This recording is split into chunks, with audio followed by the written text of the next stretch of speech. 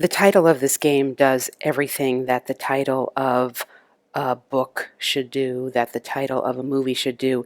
It tells a story in a very succinct way, and in this case it's in one word: vengeance. You get the idea of what this game is about just from the title of it, and that is what interested me. As soon as I heard that there was a game with this title, I was interested because vengeance conveys a story, it conveys a narrative, and in this case, the game is very cinematic, and its goal is to be, in essence, an action movie in a box. And in a lot of ways, it succeeds at doing this. We're going to take a look at the solo version of the game. This is a competitive game. It's not co-op. So the multiplayer game I'm not going to be demonstrating here. It is a victory point based game, as is the solo version. So to play solo, you're playing one character with some modifications to the rules, and for this video we're going to be taking a look at this character, the professional Leo Pistolera. She is described, her bio is given to us on the back of her card, as is everybody's, and she is someone who has no particular grudge against anybody in this game. This is a game of vengeance, of course, and the characters that you play have various grudges for various reasons against certain gang leaders and bosses and their minions, and their goal is to take them out. In Leah's case here, she doesn't have a personal grudge against anyone in particular, more like everybody in general. She was, as we learn here, raised by a professional hitman, inheriting his skills and professionalism with one fault. Unlike him, which she was emotionally invested in her work. And she's basically out to get everybody. And we'll demonstrate how she does this. The first part of the setup is to place some locations here. In this game, you have options of traveling to many different spots, and these are all double-sided cards. They have victory point values on them that correspond to how challenging they're going to be to clear out of hitmen. So for example, here you see this is a 2 victory point card, and it is going to be correspondingly populated with minions and hitmen of various sorts. And up here at the top, the locations, there's locales of these cards really don't matter, but here is a 3 value spot. This is going to be the Rita's laundry, and you can just see without even going into detail that there's going to be more stuff there.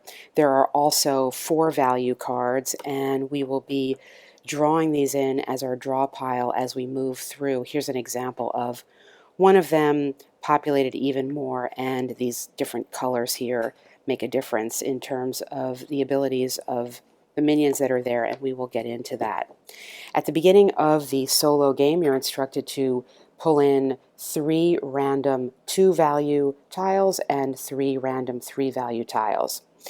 You are trying to get your vengeance on various gangs and their leaders, and in this particular case, as mentioned, Leah is going to have it out for basically anybody. So these are the gang leaders that she has it out for. They're represented by cards as well as a minion deck that you pull in based on the back of her card. It explains to you what you get, and you're working through this deck to seek out these leaders and take them and their minions out.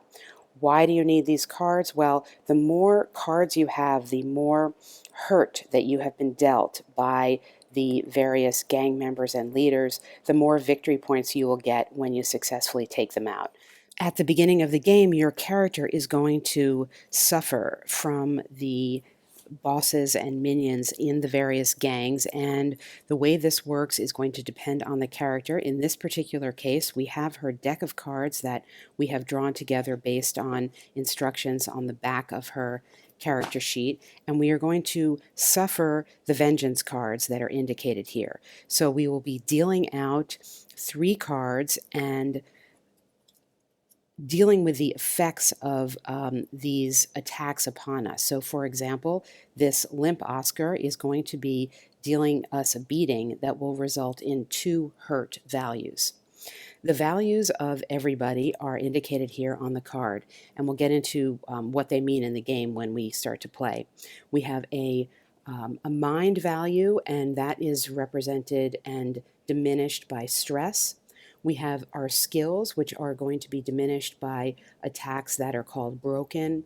And we have our health, which is going to be diminished by hurt attacks. So in this particular case, the first thing we are suffering is 2 times a hurt from this beating from limp Oscar. So we hold this in our hand to indicate that we are out for him because he has hurt us in this way.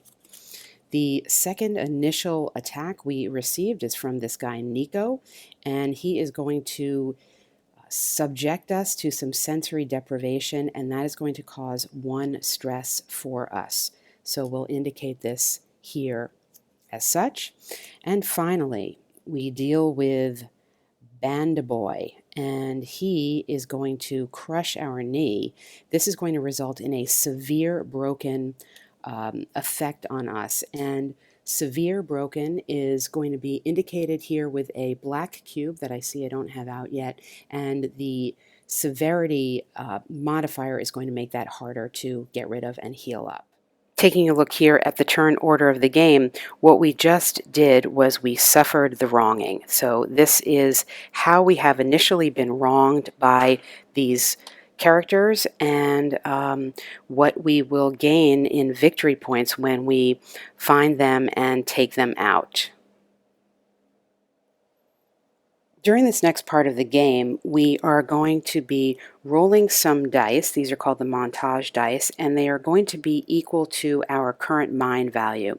In this case, it is 3. So we'll get a chance to roll 3 of these. These are going to be providing us with modifiers to various Montage cards that are here, which will allow us to boost certain abilities, to heal up, and to purchase upgrades and items before we start our fighting. So the first thing we're going to do is we're going to roll these dice as such and take a look at what we got. This is a recon, which will allow us to reveal a card to see what boss might be in the locale. And this is significant because we can only score victory points if we are carrying the matching boss card. These are healing values that we can apply to get rid of some of the wounds that we are starting with right now. What we do is we now choose some Montage cards, which are here. These 2 have values such as 2 healing, for example, 1 healing. And this will give us an ability upgrade. This sort of icon here will allow us to purchase abilities.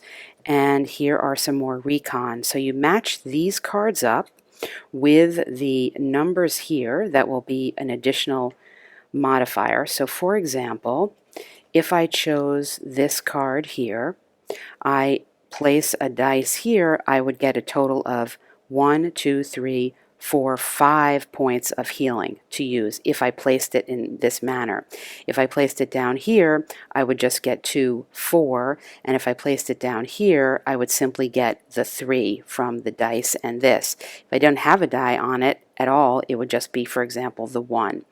So you figure this out, and in this particular case, I'm going to give it some thought. I've made my choices here, and I'm actually going to end up ignoring these 2 results because they're just not working for what I want. The biggest priority I have is to get as many upgrade points as possible. That is represented by this icon here. So the best I can do with this, since I didn't roll any additional, is to get 3 upgrade points here, and then bring in this one to get 2 upgrade points for a total of 5 upgrade points, and I'll show you what I'm going to spend them on in a moment. Then, of course, I need to heal, and it's lucky that I rolled a 2 here because I can get 4 healing points, which is what I need. I want to get rid of this severe broken. The severe broken is going to cost me 4 to heal, and the reason why this is so important is that these are the number of fight dice that you get to roll in the combat part of the game, which is the main part of the game. And if you notice here, there is a little green icon here, and this is going to be an additional fight die that I can roll if I get rid of this. So I'm going to be able to roll a total of 5. Now, there will be some restrictions on what that green bonus die can do for me, which I'll talk about, but I need it and I want it. So I need to make a priority to do that healing. So I'm going to do the healing using this, and now I'm going to spend my 5 ability points with upgrades. There are 2 types of upgrades in the game. There are ability upgrades, which are continual use, and then there are item upgrades, which are one-time use. You have 3 upgrade slots on your character card in addition to an inherent ability that you have, and you can purchase as many as you can afford, and the cost of them is indicated down here. And there are times in the game when you can cycle through and change your active ones. So you can have a stack of upgrades, and you will have a stack of upgrades as you move through the game. So I've got 5 points to spend, and I know from prior plays that I have to prioritize anything that's going to give me the ability to get a movement die if I don't roll one, because you don't want to get stuck in a room without a movement die. So I'm going to go for this slow-mo leap for 2. What this tells me is that with this ability, I can take any die face and turn it to a move if I need to. So that's going to be, I'm going to expend 2 of them on that. And I've got 3 left, and I think the next thing, I tend to go with the abilities rather than the item upgrades because these are multiple use and these are just one-time use, but I think I'm going to take, well, I definitely want, I want this pistol. This is going to give me, it is just a one-time use, but it's going to gain a pistol, and this is going to allow me to shoot into an adjacent room. And I find that I don't roll this as much. I haven't really looked at the dice to see if this is just less frequent, but I'm going to purchase this even though it's a one-time use. So I've got 2 left to spend, and that gives me the choice of, well, I can turn a knife into a pistol, but I just got that pistol, so I'm not going to do that. I have 2 things here. I'm looking at this dodge. If I roll here, these icons here are activations for the minions and the bosses. If I roll 2 of them in a roll, I can turn that, I can gain a movement, not turn them into a movement, but gain a movement. So that's pretty good, but that is another movement ability. And then there's this backflip. This backflip will allow me to re-roll all the dice once during the whole fight phase. So that's pretty valuable. I think I'm going to take that. Here is where things stand as we are about to move into the combat section. These are the fight dice that we will be able to roll. We'll have a full complement of 4 plus the bonus die. The faces mean various things. So this is a shot that will deal 1 hurt to an enemy in an adjacent zone. We cannot use it in our current room. This is the enemy activation, which will activate the enemies. This is a hit. It's going to deal 1 hurt to an enemy in the same room, and this is going to be a double hit. It's going to deal 2 hits, and there is also the movement value. This is the movement die. The bonus die has a little bit of an effect here. We notice that we have this X in the green box here. This means that if we roll this, it has no effect. But if we roll everything else, it will have an effect except for this X. If we didn't have the X here, we would get a benefit of a shot if we rolled this, but we haven't gotten to that yet. Nevertheless, this is another die, so we'll be rolling 5 dice in combat, and this is the meat of the game, so we'll take a look at that now. I'm glossing over a few aspects of the rules because I want to get to this combat phase, which is how we attack a den. This is, as I said, the heart of the game. We're looking here at a number 2 value den, and every den has these indications of the types of minions that will be in them. we have a boss card on this den that's going to tell us from which gang the minions come and who is actually in here. So this is Limp Oscar, and this is from the Hell Riders gang. Every gang has particular abilities, and so we turn to the card that indicates this, the boss and henchman ability. Whenever the hero, that's us, suffers damage from Hell Rider's activation, we roll one less fight die the next round. Well, that's actually pretty bad. So we have to remember this activation, and we notice that Limp Oscar matches Limp Oscar in our hand, the Vengeance card. So in this particular case, if we take him out, we will be gaining 2 victory points. If we had 2 cards of his in our hand, we would be gaining 4, and if we had 3, we would be gaining 5. But in this particular case, we would potentially get 2 victory points for taking him out. This card tells us that Limp Oscar is in his den here, which is the pits, it's called, with one of his minions. So Limp Oscar's spot is here by the big red circle, and I'm going to find his mini, put him here with another minion, and then this is going to be populated with a couple of other minions that are based on the color of the base, and that indicates special abilities that they have. So the blue base is a gunman, and he is going to be able to hit only in an adjacent zone. So he's going to be able to shoot, I guess, only down these stairs to get to me. And here is going to be just a regular henchman. He's got a particular health of 1, and he is specific to the gang from which he joins. This is a pretty easy card to deal with, so there aren't very many there. This is a sort of a generic henchman there. This token here is available to you when you kill the who's ever in this zone, and it represents an upgrade token that you can spend later on.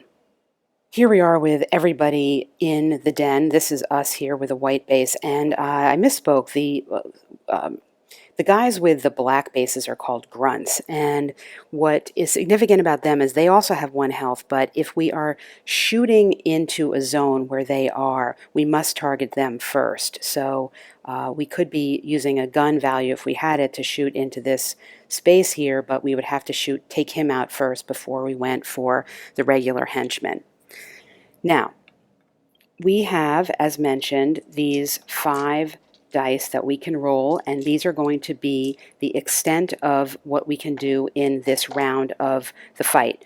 Each fight has 3 rolls of the dice, so each round of combat, these dice represent everything that we can do, and each attack on a den is going to last for 3 fight rolls. So in each of the rolls, we can roll whatever we are allowed to roll, and then do the actions that these enable. Now, we must remember pretty significantly here that if we take a hit at any time, the next time we do our roll, we'll roll 1 less die. So that's pretty significant.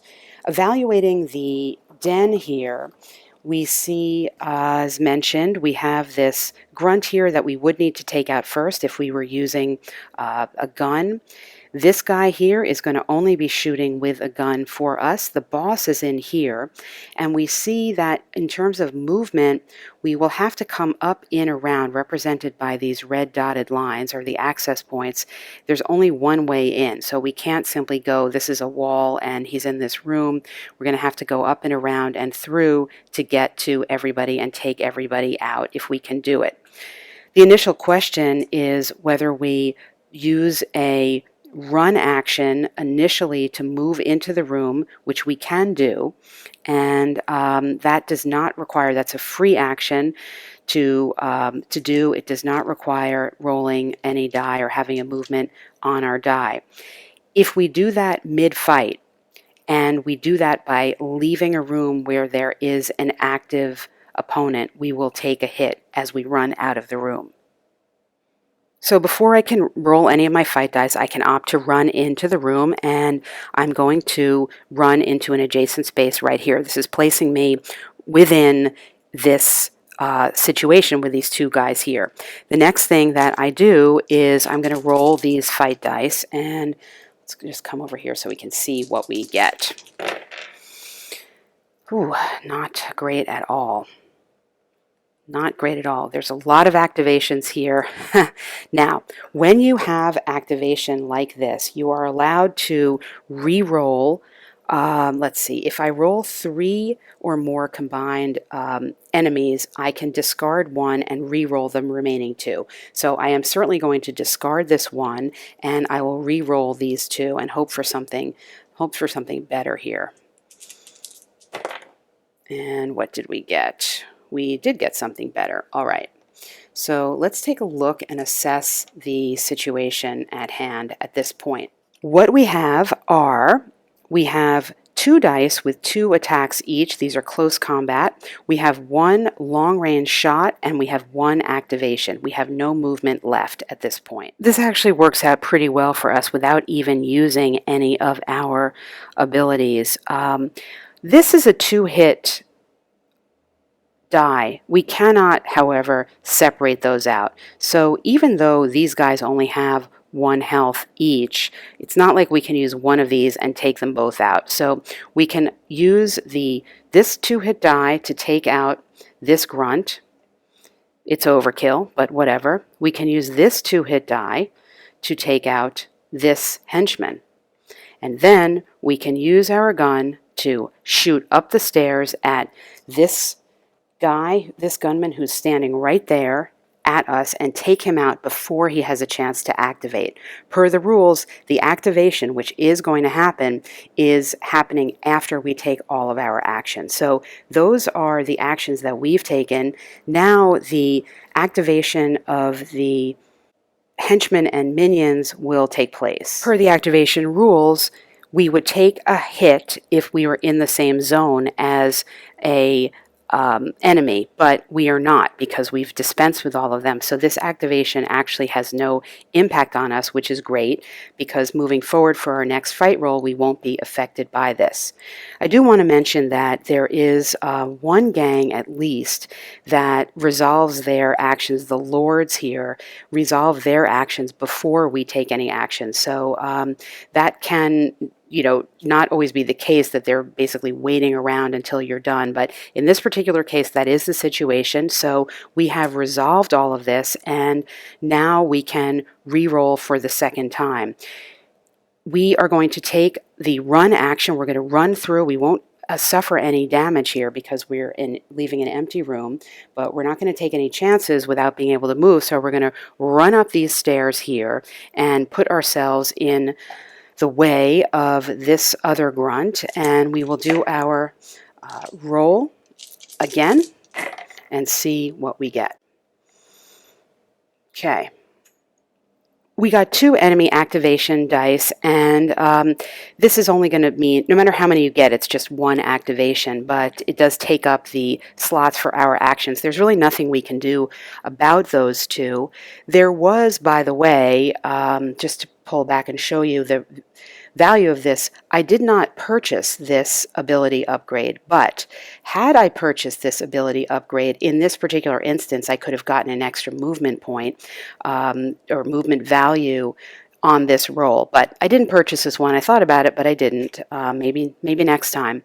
In any case, we are now in this situation again. We have our 2 hits here. This guy only has 1 health, but we're going to just stab him and get him out of the way. And now we have no movement at the moment. You may recall that we purchased this slow-mo leap. This is going to allow us to change any of these values into a running value. So here's what I'm going to do. I'm going to take this gun and turn it into a run value. This is going to allow me to run into the room with the boss as well as his henchmen. The boss has a health of 2. I'm going to stab him twice, take him right out, and I still have one or actually two hits left to take out this henchman, and thus I cleared this den. I, by the way, have picked up this ability token from before, and there's no activation that can happen. So I will gain the victory points that are for the den, and I will also gain the victory points for taking out this boss. That might not have seemed too difficult, but let's take a look at a level 4 den with our same character, same upgrades, same die roll, etc., and see what's different. What we notice here right away is there is a blocker character which is represented by the yellow base. We haven't seen that before. This is somebody who is going to prohibit movement as long as he is alive. So we would have to deal with him immediately, and then of course we just have more minions. There is another type of character in the game who's represented by a green base, and this is a tough guy. He is a minion with 2 health, but we don't see any of them there. We just see the blocker character. Now, I don't think, although this is a perhaps ambiguous rule, I don't think the blocker prohibits a run move at the initial roll because we are not in the space. When we are in the space, we cannot do a run move, but to get in there, we can do our run move. Just to remind yourself, I'm picking up the die roll. This is just an example. The same die roll, same character stats, and different den. So the first thing we are going to do is we are going to run into this room. This is the marble mansion. We're going to run into the entry area here, and we're going to turn, and we have to deal with this blocker because otherwise we'll be stuck in here no matter what. We're going to stab him twice with this die.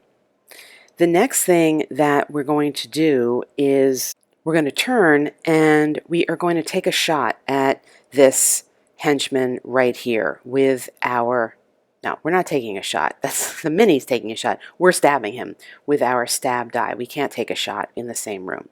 We're going to stab him, again, a little bit of overkill. We're taking this guy out. We're going to take this guy out. And this is what we're left with. We have an enemy activation and we have a gun. The gun at this point can be used for 2 things. We could turn and we could take a shot into the next room to get rid of this guy here, this gunner, or we could use our ability here, our slow-mo leap, to turn this gun into a run action, or excuse me, a movement action. I'm going to do that. So I'll flip this over to indicate I've used this ability right now, and I'm going to turn this die, face into a movement action, and then I'm going to use that to run into this room here, and then that's all I can do. The next thing that happens is this enemy activation. Well, why did I run into a room where the enemy is now activated? The reason that I did that is because the only guy in this room right now is someone who can shoot at range. So during the activation, he actually cannot hurt me. However, this guy can. So I'm going to take a hit from this guy during the activation phase. I believe, this is a little ambiguous in the rules, at least as I read it, but my belief is that an activation is that they're activated as they can be, and this guy can only activate to an adjacent area, and I am in an adjacent area. So I'm going to take a hit. This is going to be bad because whenever I suffer damage from their activation, I will roll 1 less fight die the next round. So that's going to really penalize me. But there's not much I can really do about that. I think there's no way of ending this without getting some injury. We could look back and see, could I have done something different? If I had stayed in this room, let's see, if I had stayed in this room here with these options here, what could I have done? Well, again, I could, let's see, let's bring this back to the gun. I could stab this guy, again, want to get rid of, well, I think I have to, per the rules, in fact, stab this guy first. So say I stab that guy first, take out the yellow, which I really need to do. Then I could turn and shoot into here and get rid of this guy. Could do that. But I'm still left at the end here with the activation, and I will take a hit, a direct hit from this guy. Maybe that's a better scenario for me. Maybe I'll do that. So that's what we've done, let's say. So this round ends, but I'm going to take a hit from this guy and again have the impact of this effect. I don't think there is anything I can really do beyond that to avoid getting a hit this round. For the second round of fight, my plan had been to just continue on with the same die roll I got last time in the level 2 den here in the level 4, just to show you the difference. I can't exactly do that because I'm penalized 1 die because of the hit I took. So I will just take out the bonus die and say that this was my roll. I realize that's not necessarily accurate because I'm taking out something that is an extra activation that basically has no impact, because no matter how many activations you roll, they just activate the one time. In any case, for this demo, that's what I've decided to do. So I'm left here now. This is my roll.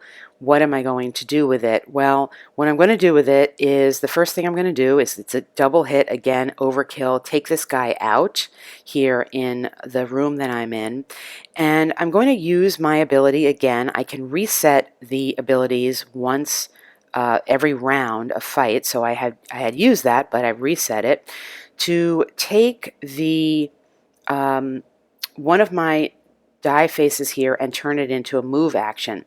I'm going to choose this double hit and turn the double hit into a move. If it has a move, well, here it is, to a move action. And I'm going to move into this room here.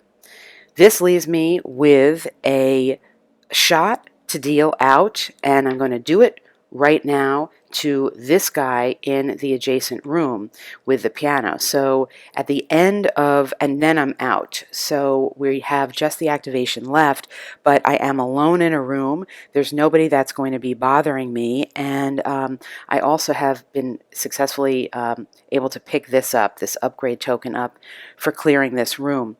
So this is the end of the second fight round, and now we move on to the final fight round to see. We've still got the boss here and 1 minion, and we're 2 rooms away. Obviously, the first thing I'm going to do is take a move action into this room and see. Now I notice here, didn't actually notice this before, I noticed I could have come right in this way. There was access this way to just get the boss, but in fact, if I can get him anyway, this is going to be better because I will have cleared the whole den. Perhaps it would have made more sense, now that I think about it, to move in this way, get rid of him and his minion there first, and then come back and try to clear it, because at least then I would have definitely gotten rid of him. But didn't do that, so now it's really down to the luck of my die roll in terms of what I get, and will it be enough to let me get him and get out.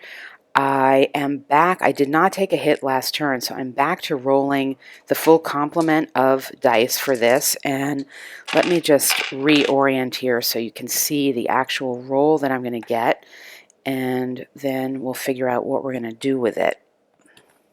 So we're rolling these 5 dice. What did we get? Got a bunch of moves. Well, it's not going to be great. So here you see an unfortunate roll for us. Unfortunate why? Well, per where we are on the skill level, this is actually just a nothing. It is an X. So that is a nothing. And we have rolled 3 moves, which we really only need 1 to move into the area with the boss. We're left with 1 hit, which we could use to take out that henchman, and basically that's it. Now, we have a couple of choices here, so let's just look and see a little more closely. Can something be done? We are a markswoman. Well, let me show you. I'm not pulling in here. All right, so I reoriented. We can see everything that's going on here. The first thing we are going to do as the marksman the markswoman, is we're going to take this run or movement die face and turn it into a gun. So we're so good, we've been carrying, say, some hidden gun, and we're going to take it out and we're going to take a shot right at this minion here, this henchman here, and take him out. That's the first thing we're going to do. The second thing we're going to do is, with our wits, with our knowledge of this mansion, we know that in this piano up here that you can't really see is hidden a pistol. And we are going to grab that pistol and take it. We're going to have to discard it when we're done, but we're going to pick it up and swing around and take one shot at the big boss. He's got 2 health, but we're going to take one shot at him. That's all we can do. We're going to do that, and then when we're done with that, we're going to take our movement die and we're going to run into the room. We're going to be wielding our knife that we're pulling out, and we're going to stab him for the second wound, and then he is going to be out.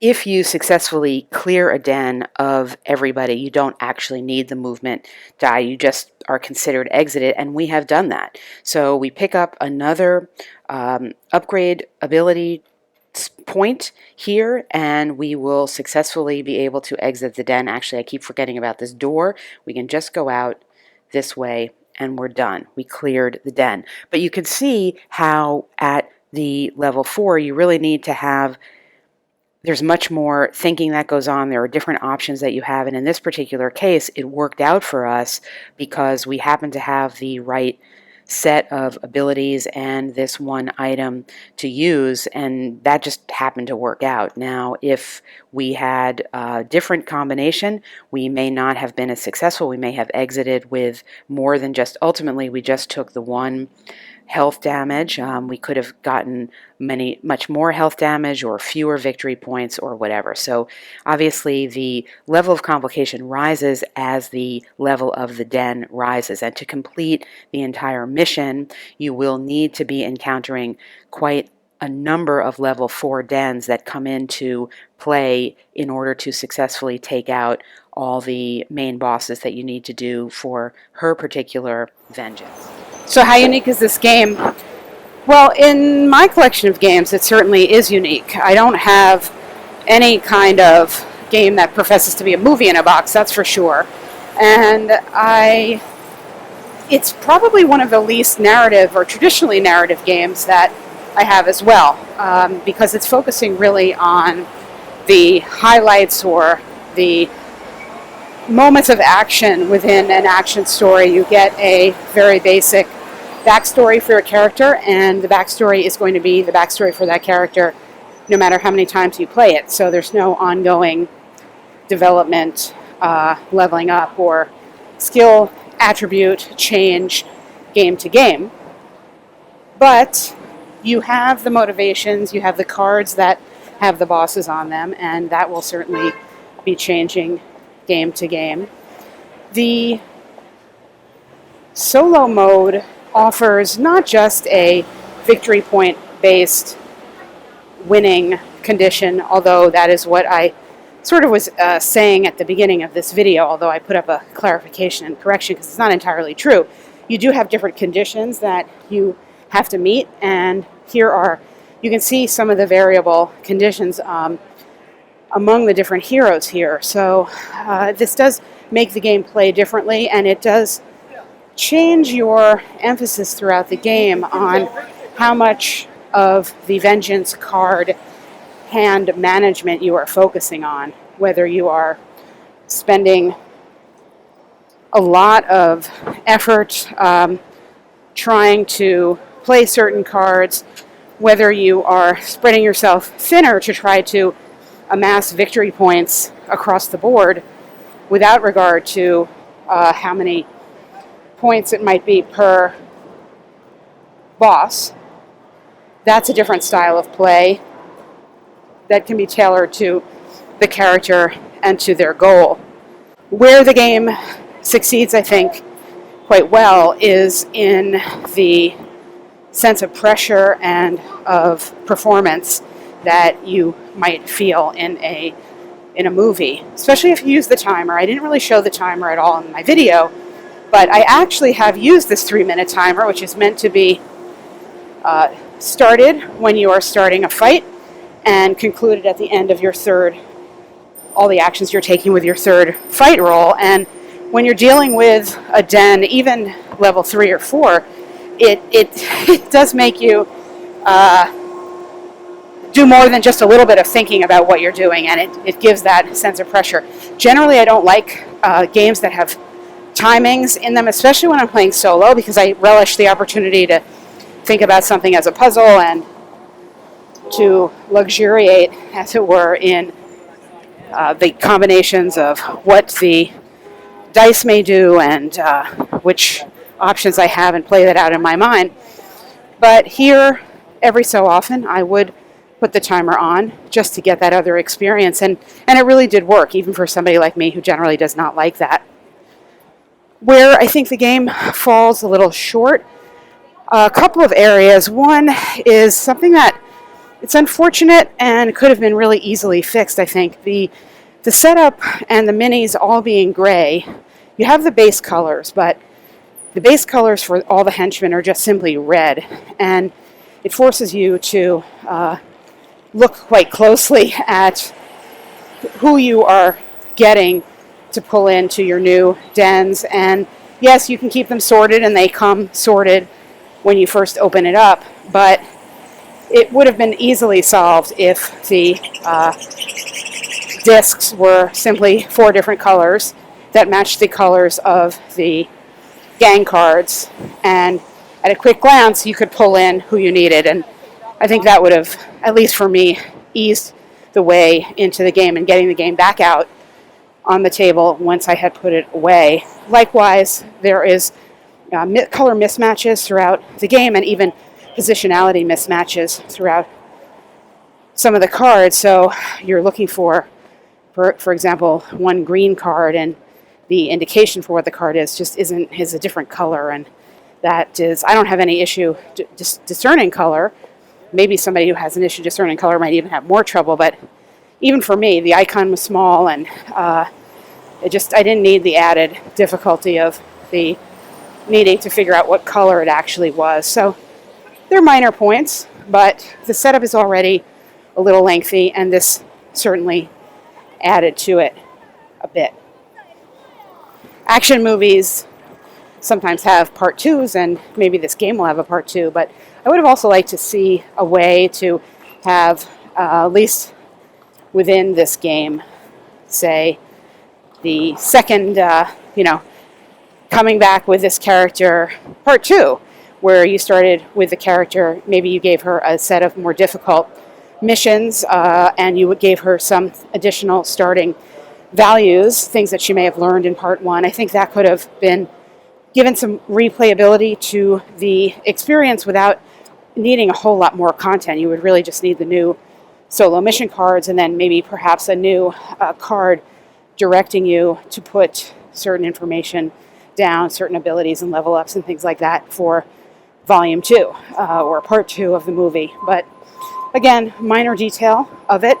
I did find myself taking out random characters and taking out random skills and assets and just setting them up with a totally random den, and just taking random vengeance cards and basically a total random setup just to do the combat, because it was that involving, and it's fun. I like dice manipulation, and this handles that very well. The skills and attributes that you are offered allow for a lot of variation with the dice. The flaw on that point, I think, comes with movement, because in effect, despite the action of running, which allows you to basically a free move action, to mitigate the possibility that you will end up in a room with no movement dice, I almost feel like you must expend some ability on, or maybe it could be an item, on something that is going to give you movement, and sometimes that feels a little unfortunate and forced, because if you had to do that every time, why not somehow just build it into the mechanics of the game? Maybe 2 free movements in dens at level 3 and 4 rather than just the 1. I don't know. Just a thought on the movement. But when I try to play without assigning an ability involving movement, I found sometimes a wasted roll, and that felt quite frustrating to me. Overall, I think for competitive play, for group play, which is not the focus here, and I have not played the game that way, I think this would be very enjoyable, albeit non-interactive with the other players, because you really are just playing against the game state, and that is what makes it work for solo play and not simply work as trying to accrue victory points. So the solo game does not feel pasted on. It is missing some of the elements, some of the competitive elements of co-op play of group play, where you are trying to compete with your fellow gamers to get montage dice, to draft montage dice at the beginning, and some other things along the way with the vengeance cards. That is absented in the solo mode, and I don't really miss it. I don't think it takes a lot out of the gameplay. Similarly,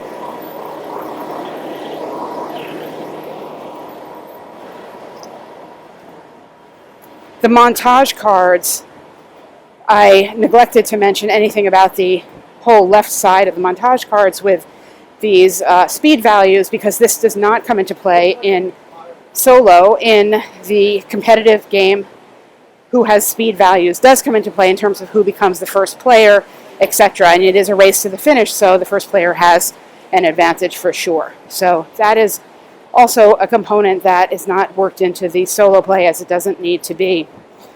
Overall, I found this a great effort to do something different, to capture action in a box, to capture the sense of visual in a box. I think if you are familiar, even to a limited extent, with these types of action movies, you bring to the table things that fill in a lot of the gaps and make it even more exciting, so that when you play an ability that's like, for example, slow-mo, if you watch any of these kinds of movies, you sort of know what that means. And if you allow yourself to become involved in the game in that way, it really does work.